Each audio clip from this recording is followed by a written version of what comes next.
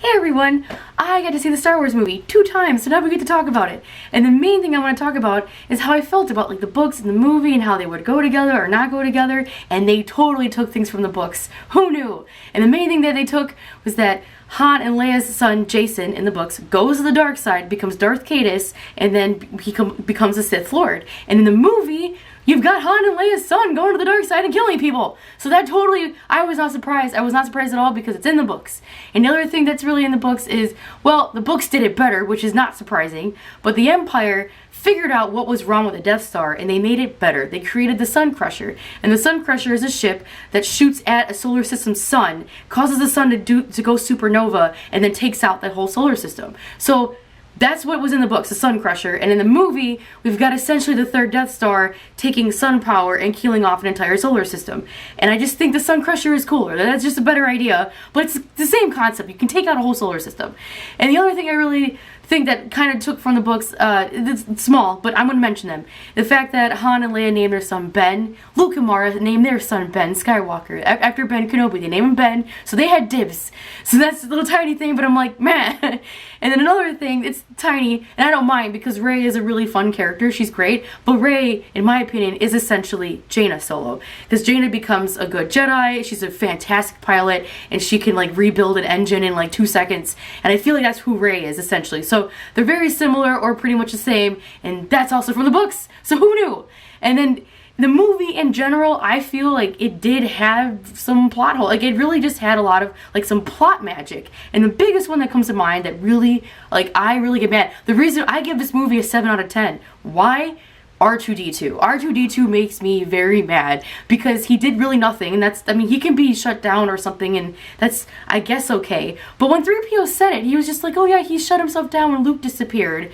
And I'm like, well, just turn him back on. Essentially, he's a computer. Plug him in and turn him on. Like, I just don't, that part kind of bothers me. And then it was worse because then when he just wakes up at the end of the movie and then has the rest of the map, oh my god, that's lazy writing. Come on, Disney, do better than that. And then a lot of this movie is just a repeat of episode 4. And people have said it already. I'm not the first one to say it. But it's like a cookie cutter thing, formula of episode 4, a little bit of 5, some 6. I don't know. But it's the same thing. It's like we have it, like I don't really think there's anything new in this movie. And that's, like, so take that as you will. But instead of, like, having, like, Darth Vader be the dad and then you got Luke being the son, it's just the son and then the dad.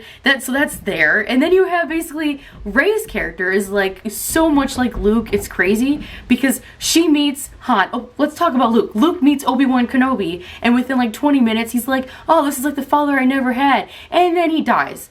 What happens in this new movie? Like, Rey meets Han, kind of a father figure she never had, and then he dies. Like, it's just so much the same. I wanted more. I was a little disappointed. I wanted them to build on the universe and not just repeat it. From the beginning of follow the droids with the plans to just, that was a little, come on Disney. Be a little more, like, have more of imagination. And then the other thing that I didn't get from the movie was how the weapon really worked. Like, I don't understand that the Star Killer and the fact that it used the sun. How many suns do you have? And the fact that it's the center of the third Death Star or whatever.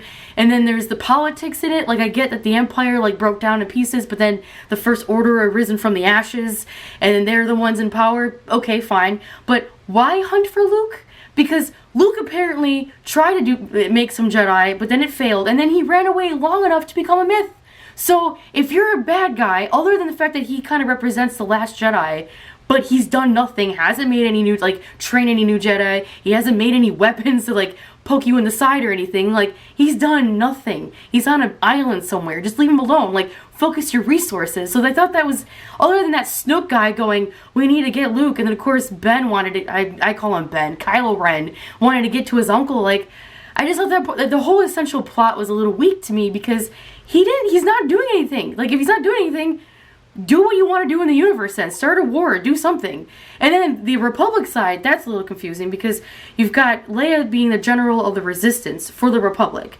But then when the big battle's going on, it's like they don't get any help from the Republic. They should have just a phone call and then get Admiral Akbar on the scene or a relative or something. There was one Mon Calamari in the movie, but still, like, I don't understand how they're like, well, this big planet is a big super weapon and it's bigger than the Death Star, but instead of like backup ship support, we're just gonna throw 20 X-Wings at it. I'm like, oh, that, yay, movie magic.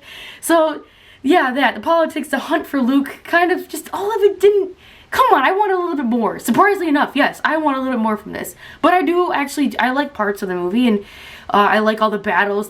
Pretty. It was pretty. The whole thing was just pretty. The lightsaber battles, though, were really cool. The spaceship battle is really great. All the new characters are so much fun to watch. They're funny. They have good chemistry. They're really good. So that's great. And then I like how they actually develop the stormtroopers. Like, the stormtroopers don't just use a gun and then miss all the time. They have different weapon tactics, and that my favorite scene is when Finn has the lightsaber. A non-Force user is using a lightsaber. That's just really neat to me. I love that a lot. So, but yeah, I did enjoy the movie. The movie is really, it's fun to watch, but I wanted more. So 7 out of 10, everybody. That's how I feel. And I overreacted. I did overreact a little bit from the books to the movie, because the movie kind of missed a little bit. So I'm like, read some books, guys. You can still totally read these and still have a great time. So that's my take on the Star Wars movie.